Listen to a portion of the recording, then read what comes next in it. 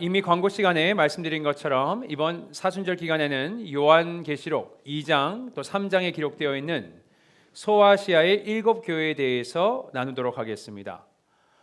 지난 수요일 설교 때 말씀드렸습니다. 저자인 요한은 1장에서 계시록의 배경을 설명하면서 이 계시록이란 책을 시작합니다. 이렇게 배경을 설명하면서 가장 강조하는 부분이 한 가지가 있었어요. 기억나실지 모르겠는데 바로 계시록의 출처입니다. 다시 말해 계시록을 누가 썼느냐, 저자에 대한 내용입니다. 자, 계시록의 저자가 누구입니까? 물론 요한이 편지를 쓴 것은 맞습니다. 하지만 요한은 자신은 그냥 보고 들은 것을 기록한 것이다 라고 얘기합니다. 다시 말해서 본인은 메신저지 실제 저자가 아니라 이 부분을 확실히 얘기합니다. 자, 그럼 실제 저자는 누구라고 이야기합니까? 보시면 예수님이다, 성령님이다 이렇게 얘기합니다. 그리고 말씀드린 것처럼 요한은 이 점을 명확하게 하기 위해서 계속해서 반복하면서 우리에게 알립니다. 자, 그런 이유가 다 있습니다. 그게 뭐냐? 그건 같은 내용의 메시지라도 누구의 말이냐 따라서 그 말이 가지고 있는 힘, 권위가 다르기 때문에 그렇습니다. 자, 예를 한 가지 들어볼까요? 제 말과 대통령의 말 중에 누구의 말에 더 힘과 권위가 있습니까? 일부의 어떤 분들은 제 말에 더 권위가 있다고 말씀하셨는데, 솔직히 말하면요, 대통령의 말입니다. 한번 생각해 보세요. 그죠? 대통령이 명령을 하면 그게 행정명령이 돼서 그대로 이루어집니다. 하지만 제가 아무리 이야기를 해도 아무 일도 벌어지지 않습니다. 이렇게 권위가 다른 겁니다. 누가 이야기하냐에 따라서 그 말의 힘의 무게가 달라집니다. 마찬가지로 이 메시지의 내용이 요한의 개인적인 생각, 조언이라면 한 귀로 듣고 한 귀로 흘려도 큰 문제가 되지 않을 겁니다. 또 대충 읽고 넘어갈 수도 있을 겁니다. 하지만 요한이 말하는 거예요. 이것은 나의 말이 아니고 하나님, 예수님의 말이야. 그러니까 너희들이 진지하고 심각하게 들어야 돼. 이것이 1장에서 지금 요한이 다루고 있는 내용입니다. 이 점에 대해서 이 한 구절로 요약해서 이렇게 얘기했습니다. 1장 3절을 보시면 이렇게 나옵니다.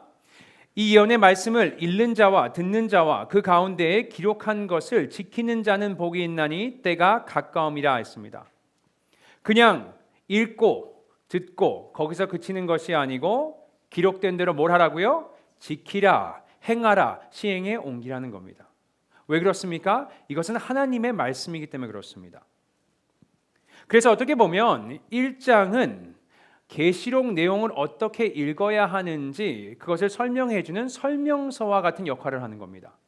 그래서 1장을 읽지 않고서 2장부터 읽기 시작하면은 우리가 어떤 태도와 마음가짐으로 이 말씀을 읽어야 되는지 그 중요한 부분을 놓친다 이런 겁니다. 다시 말해 1장은 우리가 2장, 3장 그 다른 말씀들을 볼 때 우리의 마음을 준비시켜주는 영적 준비의 과정이다 이런 얘기입니다. 자, 그럼 여러분 영적 준비가 되셨습니까? 굉장히 아멘이 약한데 그래도 준비되셨으리라 믿고 오늘 본문 말씀을 나누도록 하겠습니다. 자, 어떤 내용입니까? 오늘 본문은요, 소아시아 7교회 중 첫 교회인 에베소 교회에 관한 내용입니다. 이렇게 시작합니다. 1절을 보시면 에베소 교회의 사자에게 편지하라. 보시는 것처럼 이 메시지를 받을 수신자가 누구인지를 공개하며 시작합니다. 자, 수신자가 누구입니까? 에베소 교회의 사자라 그랬습니다. 이것을 영어로 보시면 이렇게 번역했어요. To the angel of the church in Ephesus. 자, to the angel, 엔젤이다, 천사라 이렇게 표현을 씁니다. 당연히 여기서 천사라 하면 우리가 생각하는 날개가 달리고 귀여운 그런 천사가 아니고요. 헬라어로 angel, 안겔로스, 메신저, 전달자라는 이야기입니다. 다시 말해서 이 편지의 수신자는 메시지를 전하는 자, 다시 말해서 에베소 교회의 설교자, 교회 리더들에게 전달이 된 겁니다. 자, 그럼 예수님께서는 이 편지를 왜 설교자에게 보내셨을까? 너무 당연하죠. 설교자가 전해 들은 말을 교인들과 함께 나누라 이런 의미가 있는 겁니다. 자, 이 메시지의 플로우, 흐름을 보시면요, 예수님께서 요한에게 전달하시고 요한이 7교회의 설교자들에게 전달하셨고 그들은 각 교회의 교인들에게 전달해야 된다 이런 얘기입니다. 자, 제가 이 말씀을 좀 묵상하면서 이런 생각이 들었습니다. 왜 예수님께서는 에베소 교인들에게 직접적으로 전달하지 않으시고 굳이 설교자를 통해서 이 말씀을 전하기를 원하셨을까? 제가 말씀을 전하는 자로서 이것을 묵상해 보면서 이런 생각이 들었습니다. 혹시 이 말씀을 먼저 설교자가 듣고 보고 묵상하고 또 회개하고 삶에서 적용하고 그 다음에 전하라는 의미가 아닐까라는 생각을 해봤습니다. 전에 어떤 분이 이런 질문을 하신 적이 있습니다. 목사님, 설교를 준비하면서 가장 어려운 부분이 무엇입니까? 그래서 제가 생각하게 됐는데 두 가지가 떠오르더라고요. 첫 번째는 본문 말씀을 결정하는 겁니다. 왜냐? 제가 그냥 하고 싶은 말, 제가 좋아하는 말씀을 전하는 자리가 아니고 이 자리는 하나님께서 그분의 백성들에게 전하고자 하는, 그분의 교회에게 말씀하고자 하는 말씀을 전하는 것이 제 역할이기 때문에 아무 말이나 전할 수 없고요. 뭡니까? 하나님께 여쭤보고 그분이 전하라는 말씀을 전해야 하는 겁니다. 그게 굉장히 어려운 것 같고요. 또 두 번째 어려운 점은 설교자로서 이 말씀을 선포하기 전에 내 삶에 적용을 하며 내가 회개하고 돌이키며 내 삶은 어떻게 살고 있는지 그것을 한번 보는 것입니다. 그게 안 되면 바로 제 목소리가 위선자의 목소리가 될 것입니다. 자, 그게 어려운 것 같습니다. 자, 이렇게 오늘 메시지는 각 교회의 설교자, 말씀을 전하는 메신저에게 주시는 말씀입니다. 자, 그런데 제가 이것을 묵상해 보면서 이런 생각도 들었어요. 이것을 조금 더 폭넓게 보자면 이건 말씀을 매주 들고 강대상에 서는 저와 같은 목사, 설교자에게만 해당되는 것이 아니고요. 우리 모두에게 해당되는 말씀이라 이겁니다. 자, 왜 그러냐? 우리는 그리스도인입니다. 그리스도인의 아이덴티티는 뭡니까? 우리의 삶을 통해서, 우리의 목소리를 통해서 예수 그리스도를 드러내는 것입니다. 아멘이십니까? 또 우리에게 뭘 주셨습니까? 하나님의 말씀을 맡기셨다. 성경은 기록하고 있습니다. 우리에게 예수 그리스도의 복음을 주셨습니다. 그리고 그것을 모든 곳에 전파라는 사명도 주셨습니다. 다시 말해서 우리 모두는 메신저이다. 우리 모두는 그리스도인이기 때문에 그 사명, 메신저의 사명을 감당해야 된다. 이런 얘기입니다. 그래서 우리가 이 말씀을 듣고 다른 사람에게 전하기 전에 작은 목자로서 뭘 해야 합니까? 우리 먼저 회개하고 우리 먼저 듣고 그 말씀을 적용한 후에 우리가 우리의 이웃에게, 우리의 일터에서, 우리의 교회에게 이 말씀을 선포할 수 있다. 이런 이야기입니다. 자, 그렇다면 예수님께서 오늘 본문을 통해서 에베소 교회에게 또 더 나아가서 저와 여러분에게 전달하고자 하시는 메시지, 또 우리 보러 전하라고 하시는 이 메시지, 이 말씀의 핵심 포인트가 뭐라고 생각하십니까? 아마 많은 분들이 이미 아실 거예요. 본문을 아시니까 바로 예수님을 향한 첫사랑을 회복하라는 말씀입니다. 자, 첫사랑을 회복하려면 우리가 시작이요. 과연 첫사랑은 무엇인가? 첫사랑을 정의하면서 시작해야 된다고 생각합니다. 예수님이 말씀하신 이 첫사랑 무엇인가 생각해 봐야 합니다. 여러분, 처음이란 단어를 들으시면 아마 많은 분들이 시간적 개념에서 생각을 하실 겁니다. 첫사랑이라 했으니까 내가 복음을 처음 들은 그 순간을 기억하실 거고요. 또 예수님을 인격적으로 처음 만나신 그 사건을 생각하실 것이고요. 또 예수님을 잘 믿자, 믿기로 이렇게 작정하신 그 순간을 생각하실 수 있습니다. 하지만 여기서 처음이라는 이 단어를 헬라어로 보시면요, 프로토스, 시간적 개념뿐만 아니고 최고, 최상이라는 의미입니다. 다시 말해서 예수님께서 말씀하시는 첫사랑, 처음은요, 단순히 시기를 이야기하는 것이 아니라 이겁니다. 한번 생각해 보시면 이게 너무 당연해요. 그죠? 여러분 중에 내가 예전 예수님을 처음 만났을 때보다 지금 예수님을 더 사랑하시는 분들이 계실 겁니다. 자, 그렇다면 첫사랑이 중요하니까 지금 이 사랑은 버려두고 예전에 예수님을 덜 사랑할 때로 돌아가라 이런 얘기입니까? 당연히 그게 아니겠죠, 내용이. 그렇다면 첫사랑을 우리가 시간적 개념에서 해석하는 것은 맞지가 않을 겁니다. 자, 그럼 어떻게 해석해야 하는가? 첫사랑은요, 우리의 예수님을 향한 사랑이 최고점을 찍었을 때, 최정상에 있었을 때를 기억하고 회복하라는 겁니다. 그래서 5절에서 이런 말씀을 하시는 겁니다. 5절 보시면 이렇게 나옵니다. 그러므로 어디서 떨어졌는지를 생각하고 회개하여 처음 행위를 가지라. 어디서 떨어졌는지, 어디서 내려왔는지 그것을 생각하랍니다. 내 사랑이, 예수님을 향한 그 사랑이 최정상에 있었을 때를 기억하고 떠올리라, 이런 얘기입니다.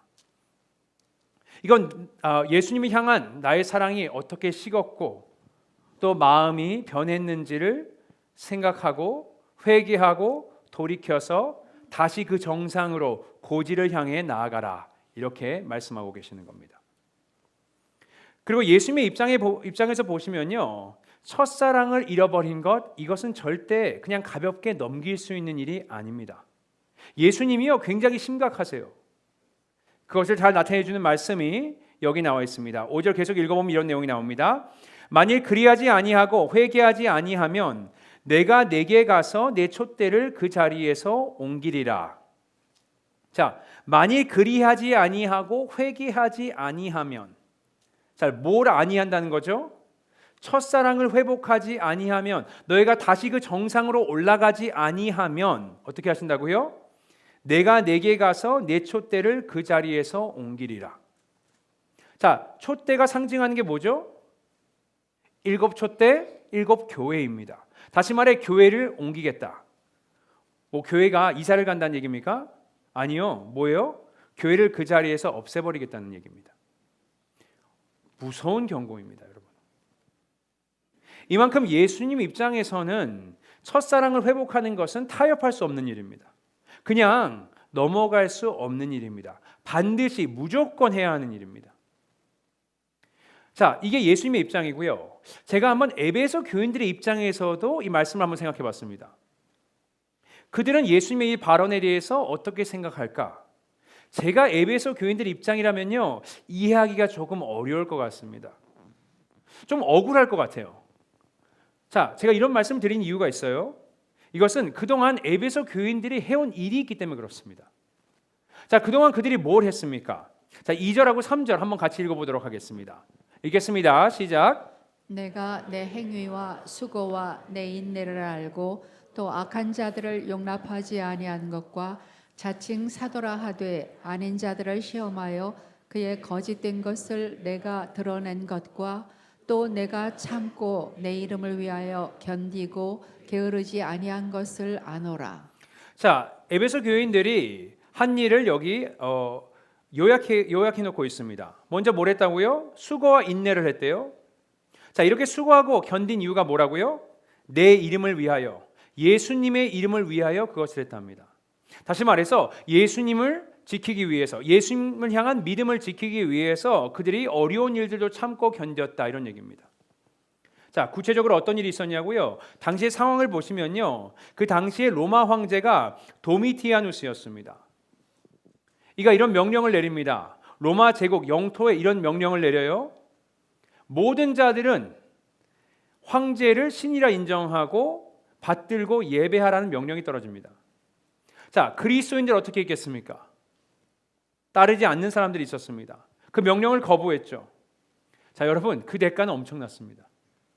어떤 이들은 감옥살이를 하게 되고요, 어떤 이들은 재산을 다 몰수당해서 빈털터리가 됐습니다. 어떤 이들은 불에 던져지고 또 사자의 먹이가 됐습니다.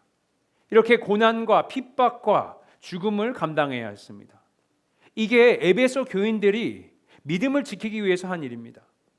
대단한 일입니다. 또 에베소 교인들이 어떤 일을 했습니까? 2절을 다시 보시면 이런 내용이 나옵니다. 내가 내 행위와 수고와 내 인내를 알고 또 악한 자들을 용납하지 아니한 것과 자칭 사도로 하되 아닌 자들을 시험하여 그의 거짓된 것을 내가 드러낸 것과 라는 얘기를 합니다. 자, 에베소 교회에요, 자신들을 사도라, 사도, 헬라어로 아포스톨로스, 보내심을 받은 자, 예수님이 나를 보냈어, 이렇게 주장하던 사람들이 침투했습니다. 자, 6장에 보시면요, 니골라당 사람들이 그 중에 하나였던 것 같습니다. 자, 니골라당 사람들은 누구냐?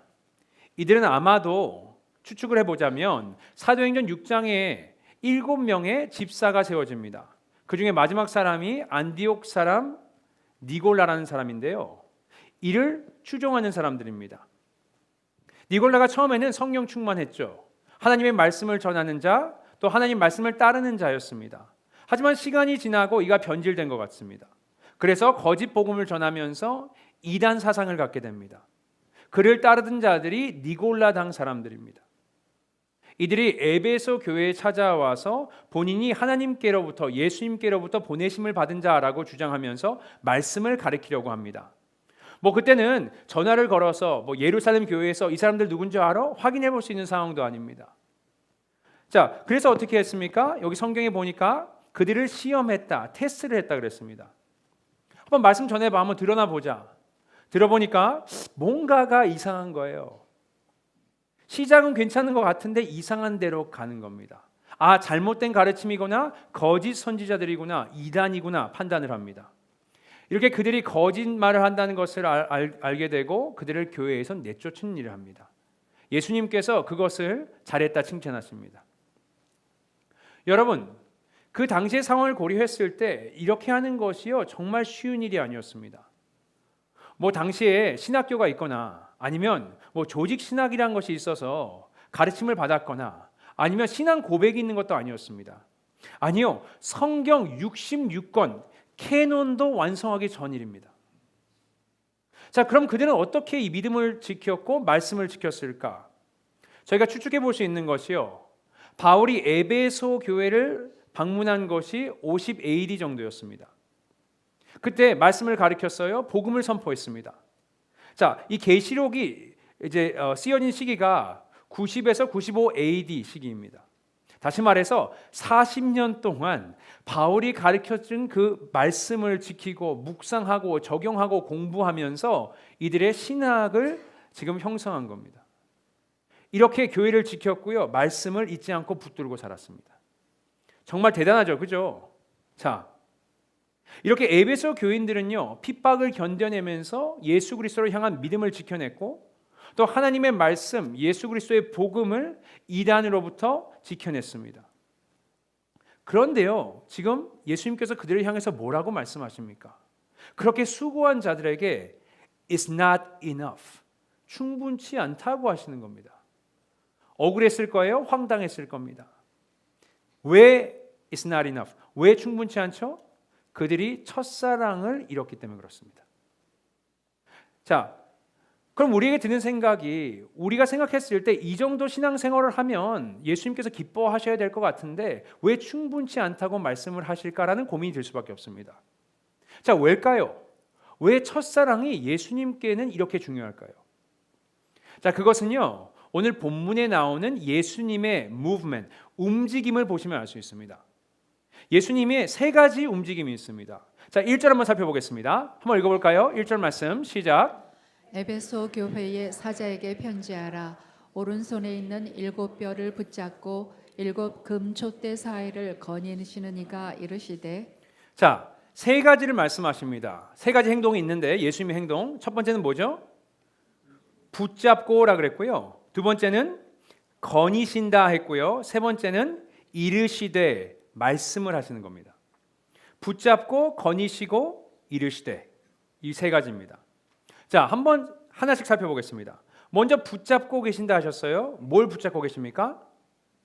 7뼈를 붙잡고 계신다 했습니다. 자, 7뼈는 뭘 상징할까요? 그 전 구절에 이런 내용이 나옵니다. 1장 20절 말씀 읽어보겠습니다. 시작. 내가 본 것은 내 오른손에 7뼈의 비밀과 또 7 금촛대라. 7뼈는 7 교회의 사자요 7 촛대는 7 교회니라. 자, 7별이 뭐라고요? 7 교회의 사자, 말씀드렸듯이 그 사자가 뭐죠? 메신저, 말씀을 전하는 자들입니다. 다시 말해서 메시지를 전하는 그들을 그 손으로 붙들고 계신다. 사람을 붙드시는 게 아니고요, 그들의 말, 메시지를 붙들고 계신다, 이런 얘기입니다. 자, 어떻게 붙들고 계신다 하십니까? 오른손으로 붙들고 계신다 하십니다. 자, 왜 하나님이, 예수님께서 오른손잡이셨구나, 여러분 그런 내용이 아니고요. 뭡니까? 성경에서 오른손이 상징하는 바가 있습니다. 그 예가 출애굽기 15장 6절에 나오는데 제가 읽어드릴게요. 여호와여, 주의 오른손이 권능으로 영광을 나타내시니이다. 여호와여, 주의 오른손이 원수를 부수시니이다 했습니다. 오른손을 뭘 상징합니까? 하나님의 권세, 권능, 능력을 상징합니다. 다시 말해서 이 메시지를 누가 붙들고 계신다고요? 하나님께서 붙들고 계신다. 예수님의 권세와 권위로 붙들고 계신다는 겁니다. 여러분, 제가 여러분 앞에서 이렇게 서서 설교합니다. 여러분, 왜 제 말을 이렇게 30분, 40분 정도 듣고 계십니까? 제 말이면 여기서 이렇게 경청하시면서 들으실 분이 한 분도 없으실 거라 생각합니다. 뭐죠? 제가 이 자리에서 말을 하는 설교자는 권세가 없을지라도 제가 하는 말에 이 성경 하나님의 말씀의 권세가 있기 때문에 그렇게 하는 겁니다. 아멘이십니까? 그래서 뭡니까? 설교 초반에 말씀드린 것처럼 설교자의 말씀을 가볍게 들으시면 안 된다 이겁니다. 왜죠? 내용이 하나님의 말씀이기 때문에 그렇습니다. 자, 이렇게 하나님의 오른손 말씀을 붙들고 계신다. 이것은 하나님의 말씀의 권세를 상징합니다. 하지만 또 있습니다. 자, 1장 17절에 이런 내용이 있습니다. 읽어보겠습니다. 시작. 내가 볼 때에 그의 발 앞에 엎드러져 죽은 자 같이 되매 그가 오른손을 내게 얹고 이르시되 두려워하지 말라 나는 처음이요 마지막이니. 자, 이게 무슨 상황입니까? 1장을 보시면요, 주일날 요한의 영이 이끌림을 받아서 올라갑니다. 그곳에 보니까 보좌에 앉아있는 예수님이 계세요. 자, 그것을 본 요한의 반응이 어떻습니까? 엎드려져서 죽은 자 같이 되었다 했습니다. 왜 그렇습니까? 예수님이 거룩하신 거예요. 본인은 죄인인 겁니다. 그래서 나는 죽었구나, 망했구나 이렇게 반응하고 있는 겁니다. 그때 예수님께서 뭘 하십니까? 그의 오른손을 얹으셨다. 그리고 두려워하지 말라 이렇게 얘기하십니다. 예수님께서는 요한이 죄인임을 아십니다. 하지만 예수님께서 십자가에서 하신 일을 통해서 그를 구원하실 것을 약속하시는 사랑의 메시지입니다. 이렇게 요한계시록 어떤 편지입니까? 물론 미래에 있을 어떤 일들이 있을지를 알려주는 정보가 담긴 그런 편지입니다. 또 예수님께서 이렇게 하면 안 좋은 일이 벌어질 거야 하는 경고의 메시지를 담긴 편지이기도 합니다. 하지만 It's a love letter. 하나님의, 예수님의 사랑의 편지인 겁니다. 그래서 그들을 내가 오른손으로 너희들을 붙잡을 것이고 내가 오른손으로 던진 이 메시지들, 너희들의 구원의 메시지를 나는 결코 분명히 이룰 거야 이 말씀을 하고 계시는 겁니다. 이렇게 예수님께서 첫사랑을 고집하시는 이유가요, 우리와 맺고자 하시는 그 관계가 그냥 종과 주인의 관계가 아니고요. 무슨 관계입니까? 사랑의 관계, 연인의 관계, 부부의 관계이기 때문에 그렇습니다. 그래서 첫사랑 없이는 안 된다 이렇게 말씀을 하고 계시는 겁니다. 자, 또 예수님께서 뭘 하고 계십니까? 거느리신다 그랬습니다. 다시 말해 walking, 걸어가신다 이런 뜻입니다. 자, 이 말씀을요 헬라어로 보면 정확하게 예수님께서 뭘 하시는지 알 수 있습니다. 헬라어로 두 단어가 하나로 된 합성어인데 파리, 주위에 이런 뜻입니다. around, 주위에, 파테오, 걷다, 주위를 걷다. 다시 말해서 예수님께서 걸으신다고 하시는 것은 한 곳에서 어떤 목적지를 향해서 걸어가시는 것이 아니고요, 그냥 한 곳을 맴도시는 겁니다. Walking around. 그냥 시간을 보내시면서 돌아다니시는 거예요. 자, 예수님께서 어디를 돌아다니십니까? 7 금초대 사이를 거느리신다 하셨습니다. 우리 이미 봤지만 7 금초대는 뭘 상징하죠? 7 교회를 상징합니다. 한번 상상해 보세요. 예수님께서 7 교회를 거느리고 그냥 걷고 계십니다. 시간을 보내고 계세요. 자, 이게 뭘 의미합니까? 예수님은 그냥 왔다 가시는 방문자가 아니고요, 그것에 상주하시면서 교회에 어떤 일들이 벌어지고 있는지 세세히 다 알고 계신다 이런 얘기입니다. 우리들의 모든 말과 행동, 우리의 어려움, 문제들을 다 알고 계신다는 겁니다.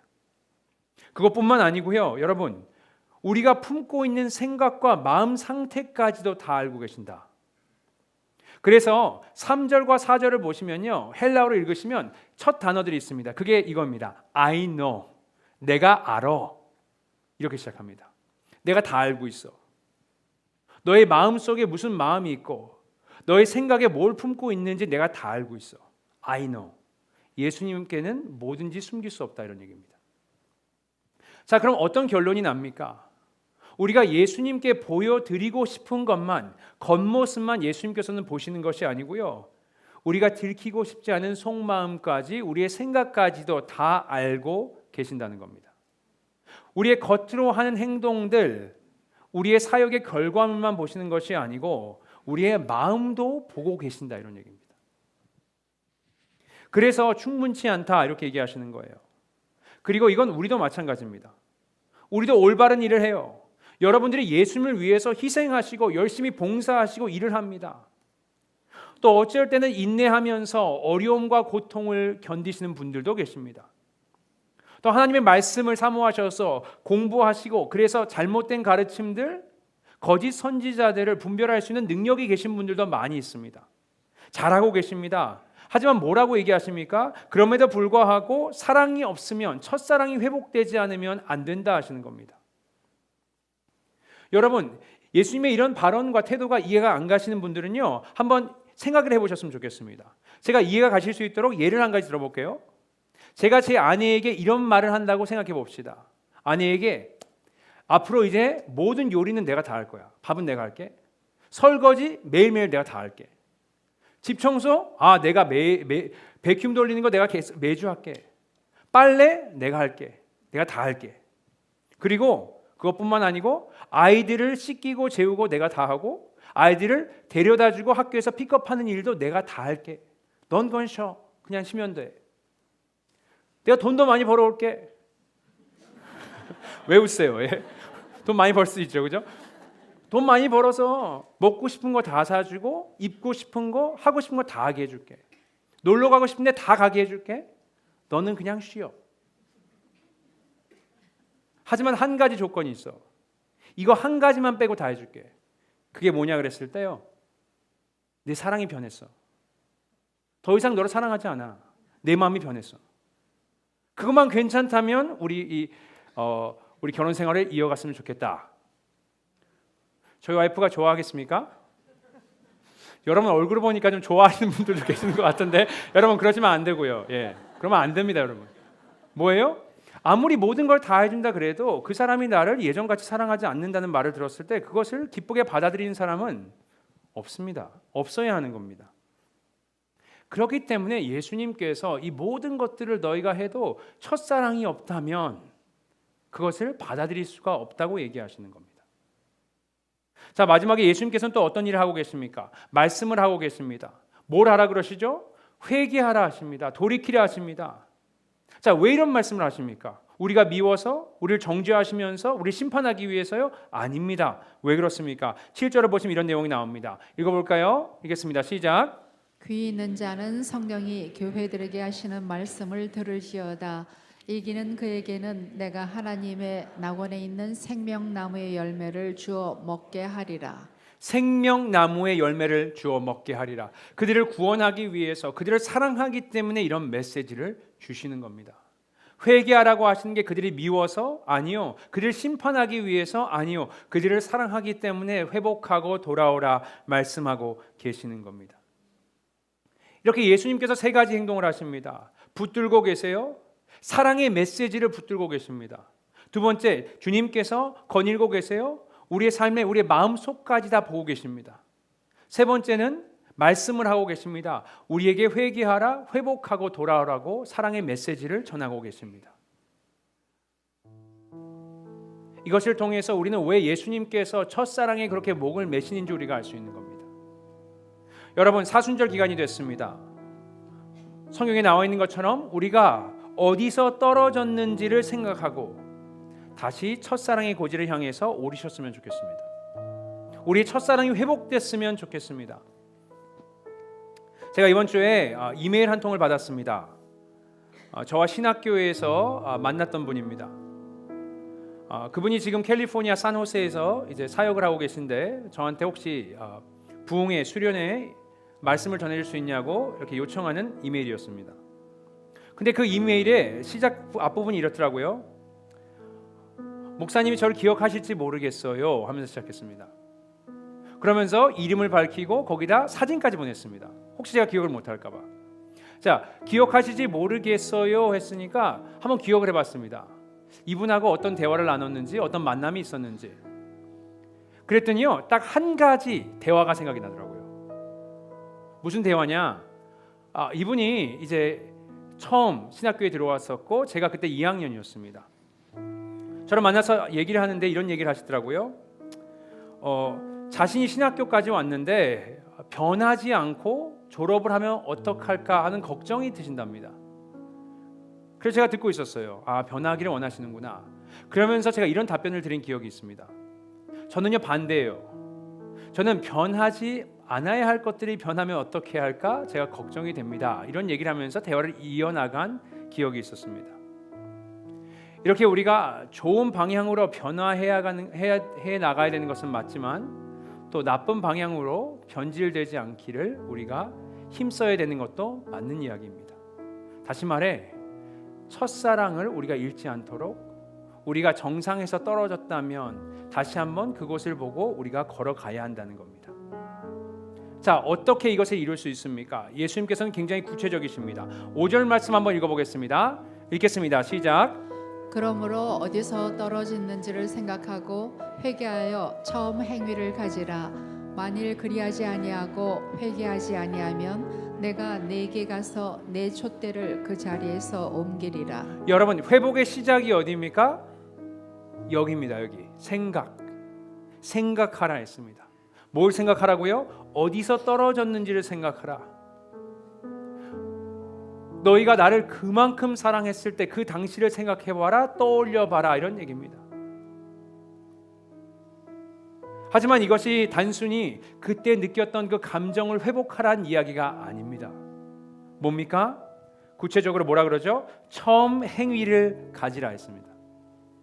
내가 예수님이 사랑해서 희생했던 것들, 내가 예수님을 사랑해서 봉사했던 것들, 내가 예수님을 사랑해서 전했던 복음들, 했던 기도들, 이런 것들을 생각해 보라는 겁니다. 내가 내 삶에서 포기했던 것들, 왜 예수님을 사랑하니까 그런 것들을 기억해 보라는 겁니다. 자, 이렇게 얘기해서 그냥 행위만, 껍데기만 다시 회복하라는 얘기가 아닙니다.